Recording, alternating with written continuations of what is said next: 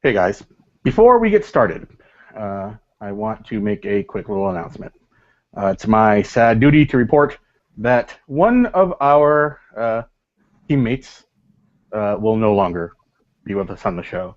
A couple days ago, Snowy the cat succumbed to old age and health issues and had to be put down. It was not an easy decision, and he was kind of a loudmouth pain in the ass, but he was our loudmouth pain in the ass. So his absence is going to be noted, and he will be missed. It's Sunday night, and it is time for another episode of the M Cluster. I am Slider, your host, and tonight with me is Brandon. Hey guys. And in the background, as always, is Dante. Hi. And tonight we will be talking about Wreck-It Ralph, which is a 2012 animated film, which was my choice. And if you remember, way back when we selected this movie and said we were watching it next week, which was a total lie, I was not too happy, even though it was my selection. And when I saw this movie in the theater, my biggest problem with it was the fact that I felt like I'd been sold something that was not accurate. It was a video game movie. I went into expecting a video game movie, and it was a video game movie that was not about video games at all. And I had a problem with that, and I think that was really the only thing I remembered about having seen the movie. I hadn't seen it since. But having rewatched it, I actually kind of enjoyed this movie. The main actor is John C. Reilly, who we recently saw as one of the Nova Corps officers in Guardians of the Galaxy. And he's acting opposite Sarah Silverman, who is playing a little girl in Sugar Race, whatever the name of the video game is. Sugar Rush. Sugar Rush, yeah.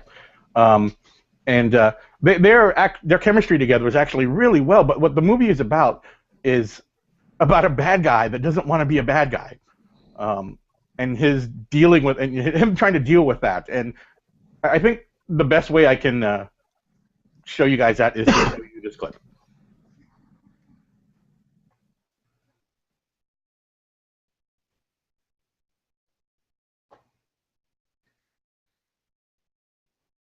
Okay. Apparently a little bit of technical difficulties here. No audio? Yeah. Well, Can you hear it, Brendan?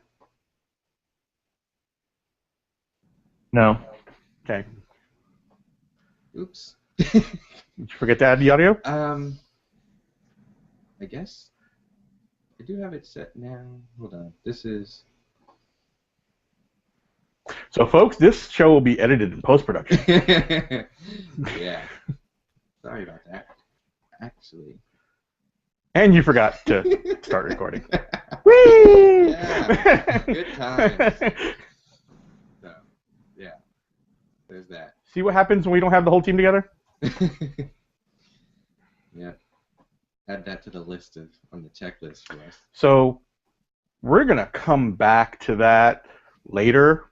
But, Brandon, what did you think of the movie? When it was picked, I had honestly not really seen any previews. All I saw was a picture of Ralph with the title Wreck-It Ralph. So I had no idea what to expect. And then I started seeing video game characters, and I'm thinking, oh, this is pretty cool. And I was enjoying that, just having Zangief there and references to all these other games. And then it got to Candy Crush or Sugar Rush, and then it was a letdown from there. I did not like, I guess, that whole aspect of the movie. I thought it was boring for the most part. That's how I felt about it initially. When they went into the whole Sugar Rush world, I didn't particularly care for the Sugar Rush universe or environment, whatever you want to call it. But I did really enjoy the interaction between Ralph and Vanellope. Sarah Silverman, I think, was really funny because if you've ever seen Sarah Silverman live, she is dirty and raunchy and inappropriate, and she was playing this sweet little innocent girl, and it was funny. just because you knew it was Sarah Silverman. Oh, maybe that was lost on me. 'Cause I don't think I've seen her. Actually, I don't even know what else I've seen her in, if anything. In a lot of obscure things, but mostly what I'm talking about is her stand-up. And her stand-up covers like fetishes and sex and deviancy, and like she just talks about all this weird shit. Like she talks about getting peed on. She's a strange bird. I think one of her most recent things, she was in the John Oliver last week tonight, and she did a little segment where they're talking about like anything else is better than like a payday loan. Like, right. Like people will pay you to pee on them. Yes. Yeah. But I really enjoyed the relationship between the two of them. The secondary relationship I thought was really good too, which was Jack McBrayer and Jane Lynch, which were Felix and Calhoun. Fix-It Felix and Calhoun the soldier. I did like the chemistry between those two.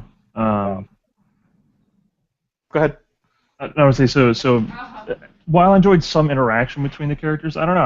I think the environment was just a letdown. I was expecting more than I got once I started seeing all these other characters. Like what? Like Zangief and M. Bison and all characters from other video games that were like a teaser. They're like, oh, hey, check this out. Check out this cool world. We're not going to show you any of that. We're going to show you this. But that's what I'm asking you. What was it you were expecting? I was expecting to see more of non-Sugar Rush crap. I was expecting to see actual more video game world. Okay, I think basically you and I had the same problem. I expected it to be hopping from game to game to game. And once we got to Sugar Rush, that's where it stopped. And the whole story occurs there. And that you're right. I didn't enjoy that either. But I think the story and everything else going on was enough to get past that for me. After the first time. Yes. Well, I think back, I did enjoy it the first time, but it was still kind of like, well, when are we going to see the other games? When are they going to leave this universe and go into another one? I was expecting a little bit more of an adventure instead of just a kind of like a, not even, I wouldn't say a buddy cop relationship, but that's really not it either. It's like just these two misfits were brought together and finding out their story. But the one surprise for me was King Candy. I don't know if you know who that was. Yeah, well, I don't know who the actor is. It was Alan Tudyk, Wash from Firefly. Oh.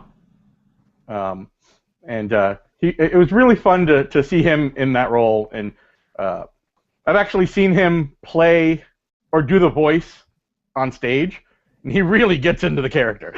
Like, he actually has the same mannerisms that the character has in the animation. That's probably how they helped animate it. But it wasn't motion capture. I know, but a lot of times. Yeah, they probably based it on him. So he was pretty funny. But I will admit, my favorite line in the whole movie was Zangief. When they were in the Bad Anon meeting, and he says, it's like, when I hit rock bottom, I had to come to this realization, and, I had to say to myself, Zangief, you're a bad guy, but you're not bad guy. I really enjoyed that. Every time I hear it, I chuckle because it's funny. And I thought the way they had the games interact with each other, or had the characters interact with each other, I thought was pretty neat. Where they went to Game Central Station. I did. I enjoyed that, and even how like Sonic was a tour guide. Or an information booth. It was a mixture of the two. He was like, It's an informational video. Yeah. Now, I did have one question, because I did not recognize a whole lot of characters. And I know there were a ton of them. So, list off a few that you saw. Frogger, Mario, or no, not Mario. Bowser, Sonic, Zangief, M. Bison, Hubert, I recognize Hubert. I did not recognize Hubert. Oh my goodness. I saw someone from Mortal Kombat, one of the ninjas, whether it was Scorpion, I Smoke, think. Sub-Zero, Scorpion, one of those. Um, I don't really remember too many others though. Not that stood out at least. The one I thought I saw, and I couldn't. Pac-Man. Oh yeah, Pac-Man. But one I thought I saw for sure was from the game Joust. When they first show the game Central Station, there's this guy riding a flying thing, and it's flapping and then it stops, and then it lands and it runs a little bit and it flaps again. So it seemed very much like Joust, although the colors didn't seem right, and seeing it in 3D versus the old, 2D crappy graphics was kind of jarring. So I couldn't be, because you only ever saw the side, right? And this time you saw him like going away from you. It's like I couldn't be sure. It's like, is that supposed to be this? But there was one I think you might have mentioned. It might have been Bowser, but looked like a sun, like a yellow. Oh. There's a big turtle with spiky. Oh yeah, no, Bowser. You're right. Okay. There's one that kind of looks like a sun. He shows up a few times. He's just yellow and he's got like these orange triangles coming off of him. It could be one of the enemies in Mario. Well, I thought I'd recognized that, but I didn't know from where. And then obviously the Wreck-It Ralph and I'm about to say Sugar Rush were both not real games. I'm not sure about that. I think Sugar Rush might be a game in Japan. Maybe after the movie came out. No, because at the end credits, there's a Japanese song, right? And the only words I understand, obviously, are Sugar Rush. It sounded like a Japanese pop song. So I found myself wondering, I wonder if this was like they actually based this on a real game. Sugar Rush is not a real game. Okay. Wow, that looks weird. You saw that, huh? It's like, what is he doing? The only references that I could find in Sugar Rush are all to Wreck-It Ralph. Well, I will find and play that song for you at some point, not now. What did you think of like the animation style of all of when they were going to the party, and how like they kind of moved in a very static sort of way? I thought that was cute, but it bothered me that they didn't all do that. Everyone at the party did, but Ralph didn't move that way. So like it was a different kind of. Because if you think about it, their pixels were created a certain way to only have certain kinds of movements. Ralph's is going to have much more of a movement because he's supposed to smash stuff. No, actually, if you look at when he's actually smashing, he only does it one way. He puts his in the very beginning when he's talking about living at the dump, and he hits the bricks to make them more comfortable. I guess I don't know. He kind of like jackhammers with both arms. That's the only way he breaks stuff in game. See, what I was thinking is like they were kind of like extra sort of small characters who don't get that much attention to detail in any sort of way, and so it's kind of just a sort of, and like it's a cute, especially at the beginning of the movie when it's kind of, you're still kind of giving them this like we're in a video game world feel, and you don't want it to be like too realistic, so you kind of give them that sort of like, hey, we're still in a game, before you kind of ease into a more natural. Kind of one thing I actually wanted to bring this up later, to your point, is when they're having the party and Ralph shows up, one of the more prickish members of that game says to him, it's like, what are you doing here? And Ralph says, well, I am kind of an important part of the game. What are you doing here? That he actually points that out. He's like, you are not relevant. So I thought that was cool, and kind of makes a point, like what you're saying. It's like they're more side characters. Really important ones are Ralph and Felix. But even though they tried to, like when he was jumping for sure, when Felix was outside of the game, he didn't move that way. But they kept like small things, like when he was jumping, when he was fixing stuff. Well, not even, because at one point he goes to try to break the bars in the prison, and he actually makes them better. But when he doesn't move the way he did in the video game. What did you think of the what was it, Hero's Duty? The one we're watching. Yeah. It's so weird. It's very jarring because it's like a mixture of Call of Duty, Halo, I want to say Stormship Troopers. Stormship Troopers? Or, not Stormship, Starship Troopers. Thank you. Bad when I have to correct you about a video game. Well, that was a movie. Well, yeah, that was a movie. It was a game, too. It was a really bad game. It was really bad. Well, if you saw anything past the first one, they were really bad movies. I did not. But it was weird how they combined all of those, and the guy that he stole the suit from to get into the game, I was feeling like they were trying to equivalent him to Master Chief. And I actually thought they looked more like Terrans from StarCraft. I could see that too. I think it sounds almost like they went so generic you could apply it to something different. Yeah. It's a first-person shooter with bugs and aliens and sci-fi. And a semi-Spartan type suit. Yeah, I really enjoyed that world. I liked Jane Lynch's performance as Calhoun because I'm pretty sure she's gay, but I'm not 100% sure. But she plays the dyke role really well, right? Well, even she though fell in in this love movie with she Mr. wasn't. Fix-It, though. What's that? She fell in love with Mr. Fix-It in this, though. Well, she was gonna get married. And, she was programmed with the most tragic backstory ever. Oh, that was so lame. The way they did it. What are you talking about? The one day she didn't do perimeter check. Her wedding day. And it just so happens to crash. She actually cosplayed as this character? No, I did not. Yeah, like I don't know if it was Halloween or maybe just a con, but like she dressed up as her. That's funny. Yeah. That's awesome. And it's weird because when she first started out, I didn't like her. I can't remember what she was even in. Glee.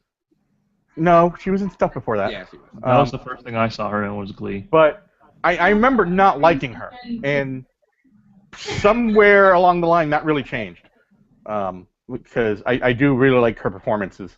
But I really enjoyed when they put Ralph into that world, how different he was from everybody else, and how nobody recognized that he wasn't the soldier they thought he was. And then when they're walking out of the game and Felix shows up, she stops everybody. She's like, "Cybug," because she hears him jumping. I liked how they could see outside of the video game. Yes, that was cool.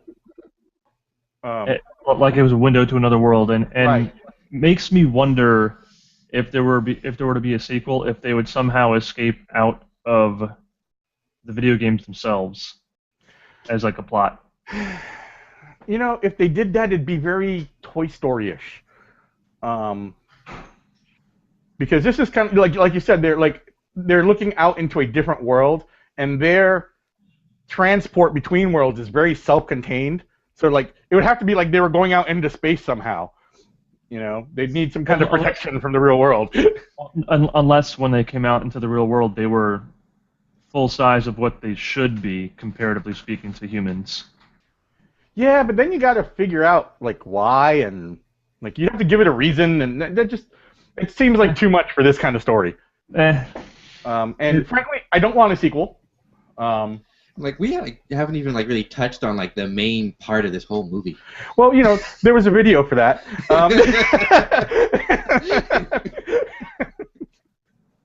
But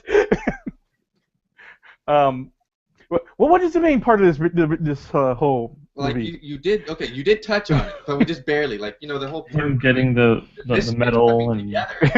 It's once they get to Candy Rush or Sugar Rush, which is somewhat early in the film, but what happens after the main part? Because it was so boring. No, once they became a team, I don't think it was boring. And you gotta have There was a couple moments. There was the when he helped her build the car. That was pretty cool. I thought that was shit. I thought that was super boring. That was a very much tug at your heartstring kind of bullshit scene. It's just not for me. I actually liked when they were tracking the cybugs more than just about anything else.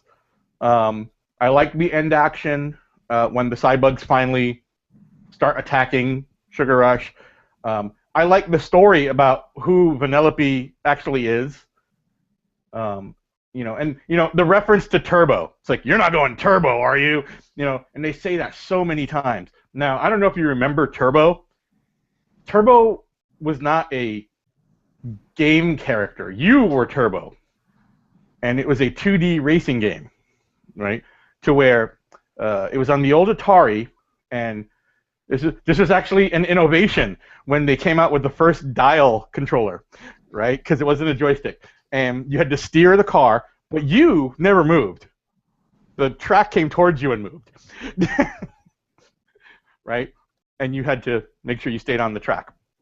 So when they talk about going turbo, like, I didn't quite get what, there was never a turbo. And he looks like...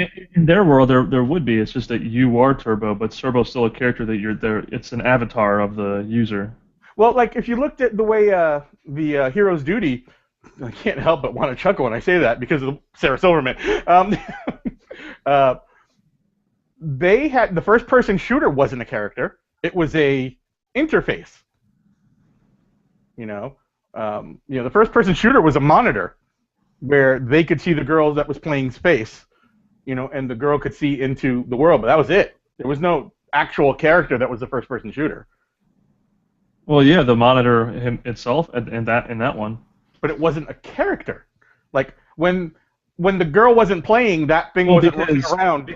Because that character had no name, whereas Turbo did have a name. It was you are Turbo. So like Turbo himself was still a character. So now I'm getting into speculation, but I'm pretty sure the character had a name. They throw names around in the game. They're talking to different soldiers. I'm sure one of those names is supposed to apply to the person that's playing, just like you do in Call of Duty. Like when you're playing a character, you have a name, even though it's you. It depends. Sometimes you actually just make your own name. In Call of Duty? He said sometimes in different games. He didn't say in different games. He just said sometimes. Yeah. I thought that was implied. Well, I was like, sometimes in Call of Duty, no. Like, I don't even play it that much, and I know that. That's not true. In Call of Duty, I'm just Reaper. That's your username, not your character name. I made my character. I chose what he looked like. Well, I can't argue. I'm not that into the whole game thing, so. What do you think of the racing scenes? Boring. Boring to both of you guys? Actually, the racing scene, the race itself was pretty cool. I wish there was more of it than just the 25 seconds they had. So you liked episode 1, didn't you? Actually, yes. Only that part, though. If you remove Jar Jar Binks out of everything, that would make it so much better. But so what you're saying is you're like, there's her wedding day.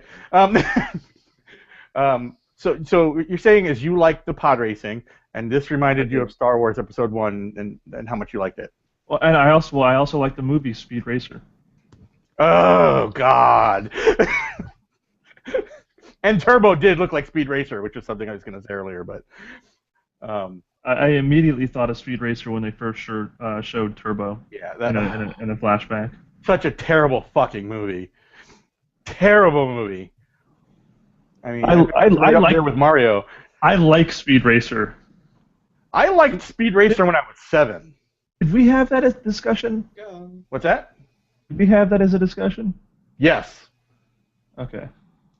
I couldn't remember. I like the animation of the races. Like, I felt like you kind of got like a real feel for like the speed and all the. I'm not saying there wasn't anything wrong with the animation. I think it was really well done. And if we're going to talk about the technical aspects of it, everything in this movie was well done. Everything looked good, in my opinion. I just didn't care about the race. Why not? You don't like racing in general, or? This race just didn't do anything for me. I think the best part of the whole race was when Candlehead started lighting cherry bombs. Because it was so stupid. You're gonna hate two of my picks. And when she finally figures out she can control the glitches, I like that. it was. I like the concept. The execution was kind of crappy. I like the execution too.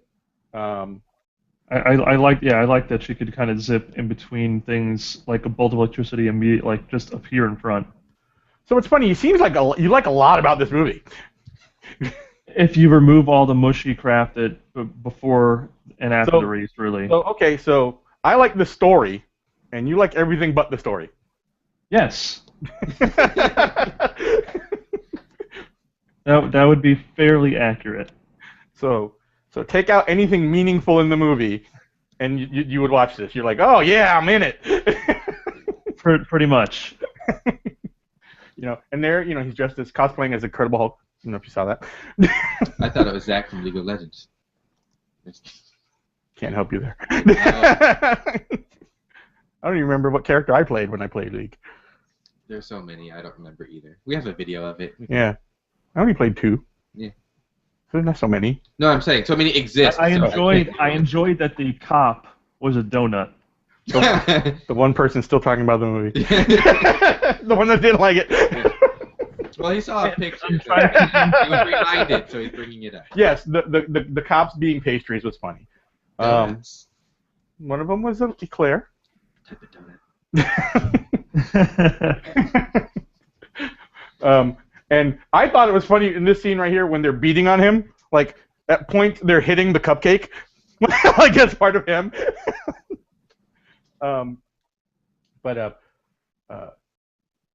Overall, I really enjoyed the movie. I enjoyed the interaction between the characters. I enjoyed the animation. I enjoyed the story. So what you're saying is your initial goal failed. What's that? You wanted to talk about something you really didn't like, so you'd have a little bit more variety in our episode. That's correct. I put this on the list because I didn't like it, and I wanted to talk about why I didn't like it. It turns out I was wrong.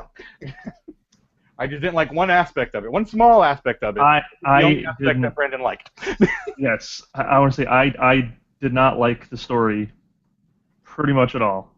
Trying to think I enjoyed interactions, and like I said, especially pre-Sugar Rush. I enjoyed all the other video game interactions. I just so wish there was that throughout the whole goddamn movie. So this actually brings back to something that we haven't aired yet, but we had a discussion and we talked about bad guys carrying films. I mean, Wreck-It Ralph is the person that you're rooting for, but he is the bad guy. But he's not a bad guy. Right. Exactly. he's the bad guy, but not a bad guy. Good thing Dante didn't just say that. Well, I was in the middle of it. Oh well. I was thinking of something else.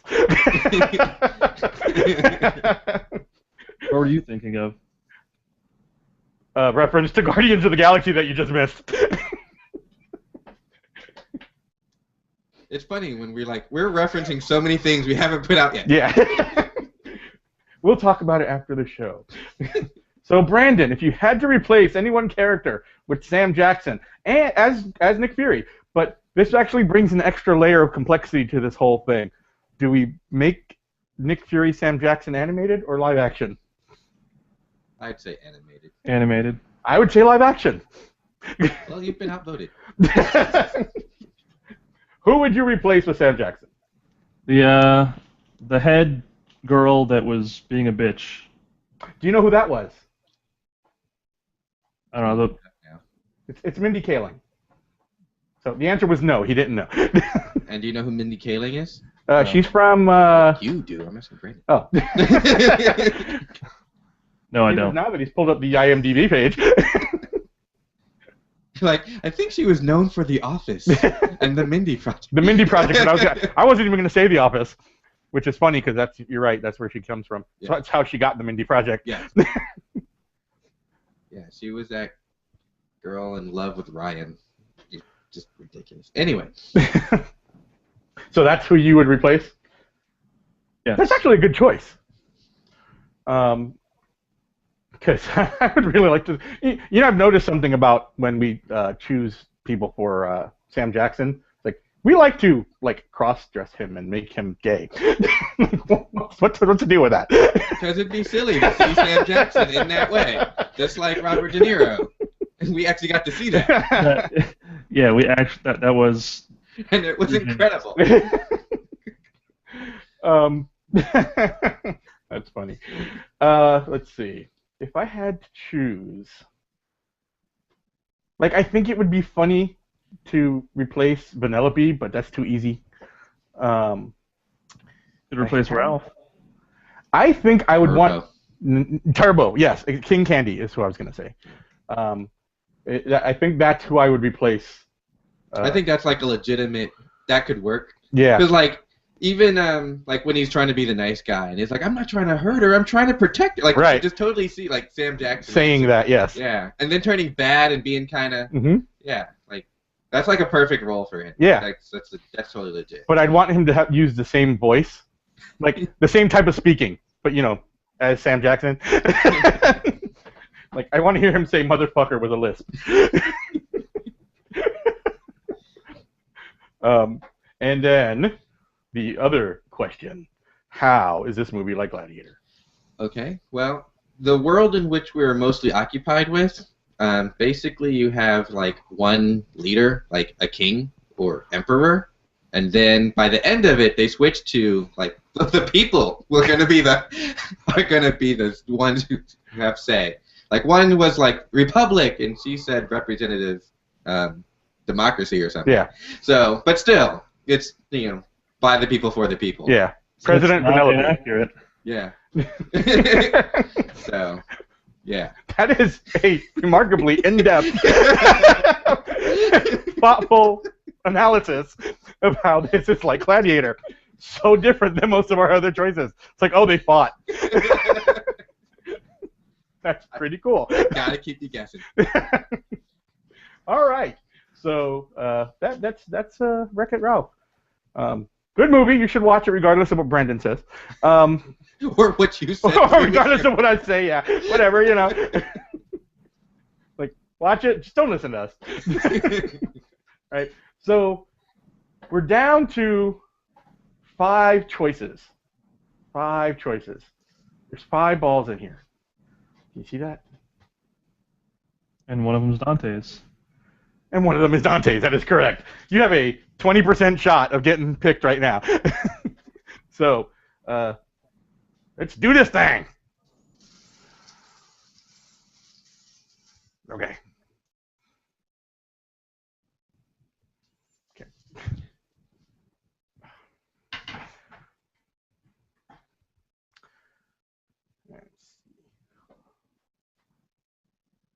Wow, that's completely blurry. Quite as closely as the other. Oh, 41. there we go. Okay.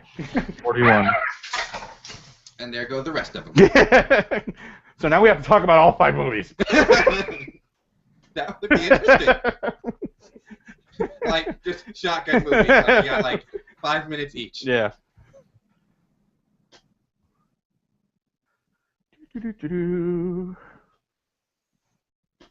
41. It was the very first movie. That's beautiful. It's such a beautiful choice. I'm so happy about this. It's timely. It's relevant. It is socially acceptable. I don't know about that last one. Brandon made it. There we go. It's just slightly blurry, but I think anyone can tell what it says. Yeah. So I have tried so hard to avoid watching this there are movie. 2 of them now. There's Sharknado 1 and 2. I just recently saw Sharknado 2 in theaters. It was magnificent. It was gloriously. We'll talk about it later. I feel sorry for myself. So, we have several videos that we're still working on that should be coming out hopefully in the next week or so. Not making any promises. But we will still be doing Sharknado next week. we'll dole these other ones out. One of them is Guardians of the Galaxy. I'm trying to get that one out first. Because we're now, 3 weeks into it when we filmed it 2 days after it came out or something like that. Roughly. Yeah.